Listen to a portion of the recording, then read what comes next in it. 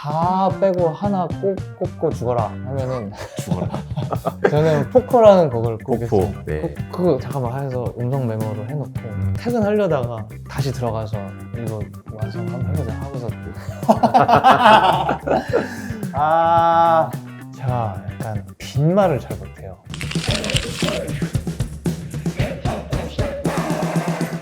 모든 K-음악 관련 매력을 다양하게 참견하는 프로그램 K-팝 참참. 안녕하세요. 저는 대중음악 평론가 김도헌입니다. 네, 오늘 K-팝 참참 첫 게스트로 정말 제가 애정하는 게스트를 모셨는데요. 인사 부탁드립니다. 안녕하세요. 김도헌이 애정하는 가수 이승윤입니다. 반갑습니다.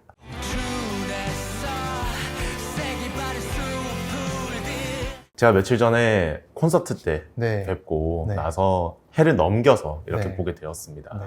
콘서트 이후에 몸조리나 휴식은 좀 하셨나요? 제가 콘서트 끝나자마자 A형 독감에 걸려가지고 한 열흘 아프다가 아이고, 어저께부터 좀 괜찮아져서 연초에 독감이 굉장히 유행하고 있잖아요. 네. 사실 저는 그 승윤님 콘서트 보면서 이제 느껴진 게 뭐냐면은 정말 쓰러지겠다. 왜냐면은 맞아요. 콘서트에서 정말 열정적으로 모든 걸 다 쏟아붓고 가셨잖아요. 네. 제가 그거 보고 진짜 공연을 보면서 이 에너지가 정말 위까지 훅훅 뚫고 들어오는 게 정말 놀라웠거든요. 네. 연말에 콘서트 이제 역성의 앵콜 콘서트였는데 네. 콘서트 위에서 어떤 점을 준비를 하셨는지 그리고 좀 콘서트 진행하시면서 느끼셨던 소감 이런 것들 좀 소감. 궁금합니다. 일단 이 역성이라는 앨범을 준비하면서 역성이라는 공연도 사실은 염두에 두면서 만들었고요. 앨범이 나오기 전에 역성의 첫 투어가 시작됐고 그걸 하면서 이제 마지막 피날레 콘까지 같이 준비를 했어요. 그래서 약간 세 개를 같이 준비했어요. 앨범, 첫 투어, 피날레 공연 이거 세 개를 같이 준비했는데 되게 힘들긴 했는데 이 모든 것을 다 끝내고 나니 정말 하길 잘했다라는 생각이 들었고 공연을 하면서도 진짜 과장 하나 안 보태고 이 앨범을 내려고 이 공연을 하려고 태어난 게 아닐까 이런 정도로 생각이 들 정도로 의미가 있었던 공연이었습니다. 말씀하신 것처럼 네. 역성 앨범이 이제 프리 릴리즈로 일부 곡만 추려서 또 릴리즈가 되었고 그 앨범을 통해서 전국 투어를 또 도시고 이제 연말에 완성된 역성 앨범과 함께 또 공연을 하신 거잖아요. 네. 이게 상당히 고된 스케줄이 아니었나. 그러니까요. 네, 아무튼 선 발매를 내고 저희가 선 발매를 통해서 이제 할 수 있는 외부 활동을 하고 정규 앨범은 상징적으로 내고 콘서트를 한다 이런 개념이 있었는데 이렇게까지 고될 생각은 없었는데 저희가 생각했던 어떤 지점에서 약간 어긋난 지점이 어느 순간 있었는데 그게 하나가 어긋나니까 일단 대관도 다 해놨고 일단 해야 되는 스케줄이라 그냥 하는 게 아니고 잘 하고 싶으니까 이런 정도의 빡빡함 언제 해보나 하면서 또 즐겁게 했던 것 같습니다. 사실 공연만 하신 게 아니고 2024년에 록 페스티벌도 다수 출연을 하셨고 정말 굉장히 활발하게 하셨는데 네. 몸이 하나로는 부족하지 않나. 부족한 것 같아요. 네. 모든 곳에 다 계셨거든요. 네. 이승윤이라는 음악이 그리고 이승윤이라는 음악인이 어디서나 다 들리고 보였던 한 해라고 생각을 하는데 그래서 좀 궁금한 게 승윤님에게 2024년은 어떤 해로 기억이 되는지. 근데 저는 반대로 드롭아 주신 거라고 생각해요. 저는 계속 열심히 살았고 제가 좀 뭐랄까 묘하게 샤이하게 만드는 캐릭터인 것 같아요. 제 음악을 듣는다는 것이 제 공연을 본다는 것이 제 공연을 좋아한다고 말을 한다는 것이 제 팬분들 말고 그래서 되게 샤이하게 하는 어려운 지점이 있었다라고 생각하는데 2024년에는 그래도 그 샤이함을 앨범으로 압도를 해야겠다라는 생각을 했던 것 같고요.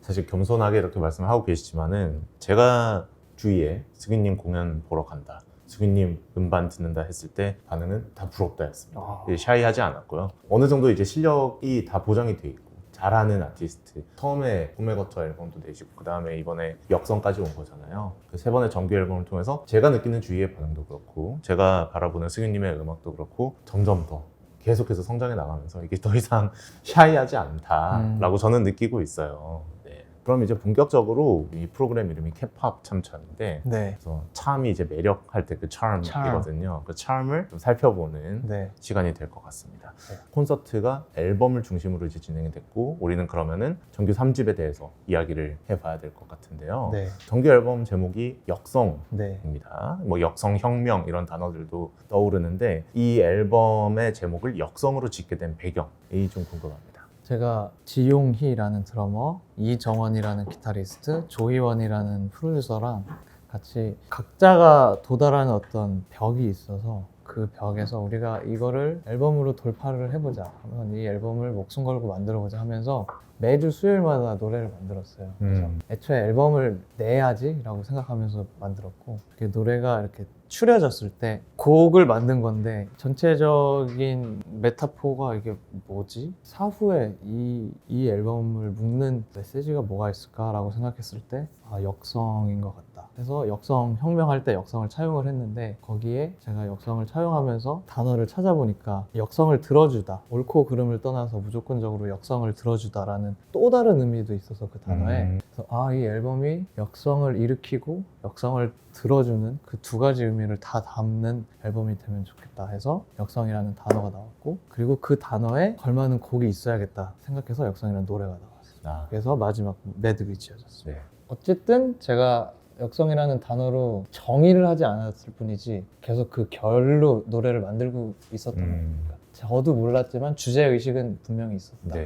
그 주제의식이 사실 너 이제 노래들을 들어보면은 엎어버려, 혁명이다, 아니면은 좀 소외된 것들의 어떤 외침, 저항, 약간 이런 풍으로 저는 받아들였거든요. 네. 승윤님이 어쨌든 노래를 만드시면서 그런 감정들을 품고 있었기 때문에 노래의 언어로 나왔을 텐데 그런 감정이 어디서부터 왔을까요?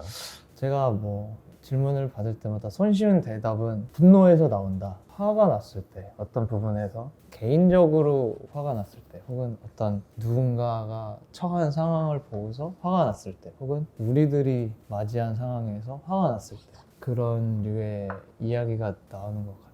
근데 동시에 그냥 단순히 화만 내고 끝내고 싶진 않아서 화를 낸 다음에 그래서 무엇을 해야 될 제가 뭐 완벽한 대안을 제시하는 사람은 아니지만 그럼에도 불구하고 화 이후의 어떤 가능성을 믿어보는 것을 같이 담고 싶어서 그래서 일종의 희망, 일종의 무언가가 기대함이 있는 그런 결룩 계속 저도 역성 앨범 들으면서 느꼈던 점은 단순한 분노는 아니다. 이것이 이제 다 같이 함께하고 뭔가 힘차게 나아가는 그런 인상을 많이 받았거든요. 역성 앨범에 제가 노래 가사를 이번에 차분하게 다시 들어봤거든요. 뭐 가사에 어떤 내용들이 있을까? 제가 좀 몇 가지 반복되는 지점들이 있어서 약간 좀 가져와 봤는데 네. 이번 노래 앨범의 가사에 뭐뭐 할 거야 라는 그 가사가 굉장히 많아요. 함부로 말하는 걸 별로 안 좋아하는데 이번 앨범은 좀 함부로 다짐하고 함부로 이야기를 최대한 다 해보자 마음이 애초에 있어서 그게 좀 담긴 것 같고 네.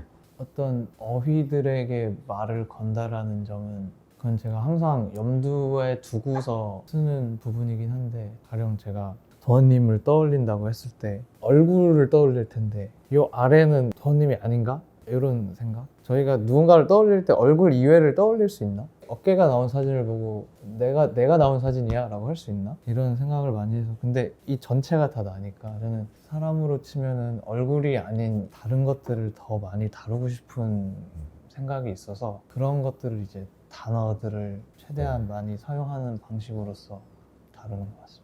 예를 들면 리턴 매치나 아니면은 폭죽 타임이나 이런 노래들이 있었는데 노래를 쓰실 때 있어서 사운드적으로 이제 꿈에 거쳐 전작과 비교해서 좀 다른 표현을 해보고 싶다 이런 아니면은 음악적으로 뭔가 이런 음악을 해봐야겠다 생각이 있으셨는지 궁금합니다. 이번 앨범을 만들면서 제가 처음에 17살 때 기타를 치면서 음악을 해야겠어 라고 마음을 먹었을 때 생각했던 어떤 이데아에 가까운 음악을 이번에 한 것 같아요. 네, 그때 하고 싶었던 사운드였고 그때부터 음악을 관두려고 하던 순간까지 계속 찾아 헤매던 사운드였고 구현하고 싶었던 사운드였고 가장 이 내가 생각하는 그 이데아를 대표할 수 있는 노래다를 이 앨범에서 몇 곡 소개해 주실 수 있으실까요? 다 빼고 하나 꼭 꼽고 죽어라 하면은 죽어라.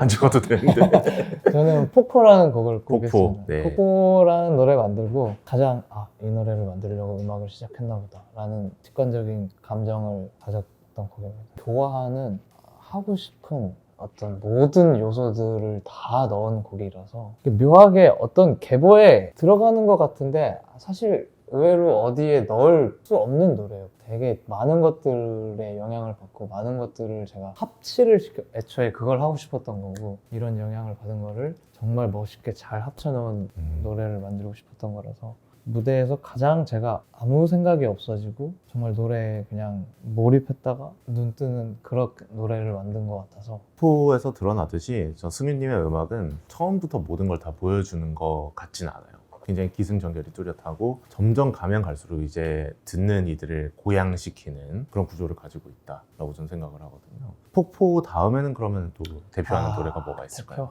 정말 어려울 것 같아요. 근데 왜냐하면 모든 곡이 다 그렇다고 생각을 하니까. 네. 들키고 싶은 마음에게 노래로 하겠습니다. 이게 가사적으로는 내일 죽는다 하나 뽑아라 하면 이 가사를 뽑도록 하겠습니다. 들키고 싶은 마음이에요. 이제 마지막에 네. 이 마음 너희는 이제 너희 거야 이렇게 네. 하시는 그 표현. 네. 네. 그 노래가 이번에 콘서트에서도 이제 엔딩 크레딧을 장식을 했죠. 네. 뭔가 엔딩에 참 어울리는 노래라고 생각을 했어요. 어느 날 제가 이렇게 저희가 그날치 작업을 다 하고 그냥 쉬고 있는데 제가 막 또 외계어로 무언가를 부르고 있을 때 기타 치는 정원이라는 친구가 그거 잠깐만 해서 음성 메모를 해놓고 퇴근하려다가 다시 들어가서 이거 완성을 한번 해보자 하고서 만든 노래거든요. 그래서 계획에 없었던 감정적인 노래가 돼서 모든 감정을 다 여기 쏟아내고 가렴 너가 들키고 싶은 만큼만 이런 노래가 의도한 바는 아닌데 그렇게 돼버려서 엔딩곡으로 되게 좋아하고 있어요. 저는 그런 과정이 이제 유튜브에 공개하신 다큐멘터리에 좀 많이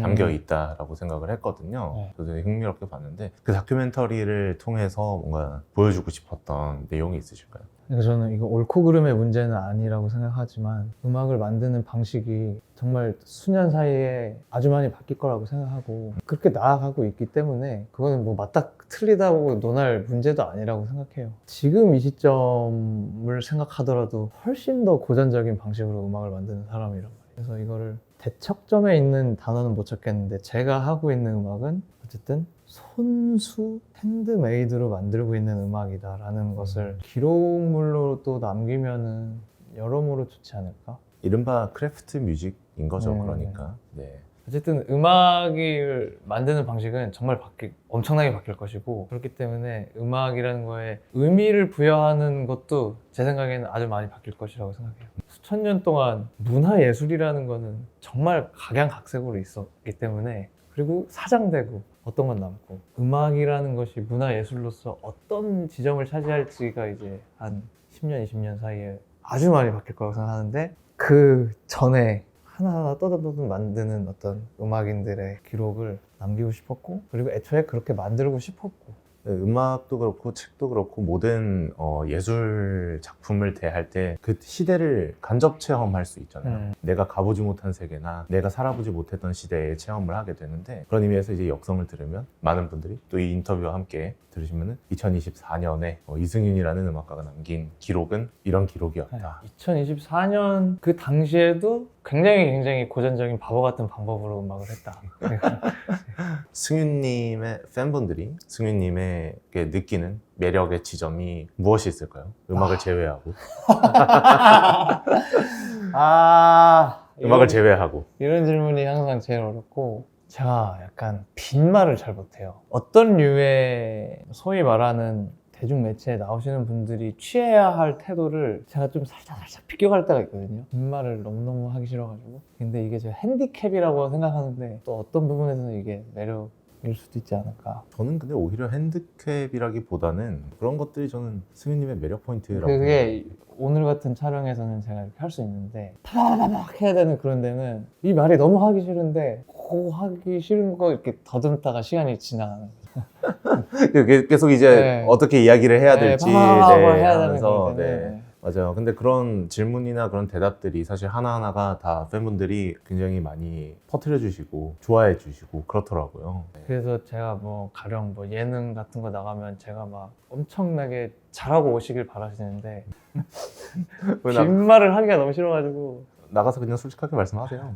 몇 번 해봤더니 또 갑분싸 되고 아. 그래가지고 그러니까 이게 잘해야 돼. 뭘 잘해야 되냐면 저희가 뭘 함으로써 이 MC를 욕을 안 먹여야 돼. 이렇게 막 생각이 나. 어떤 대답을 해야 될지 네. 고민이 되고 저한테는 이제 뭐 전 욕 먹어도 되니까 편하게 말씀하시면 돼요. 함께 해주시는 분들이 다음 걸 준비하기 위해서 제가 말을 하는 거지. 멘트를 줄이고 더 줄이고 싶어요. 저는 제 음악이 제일 좋습니다. 이럴 때 이제 누군가 얘기를 해야 되는데 저는 제 음악이 제일 좋아요.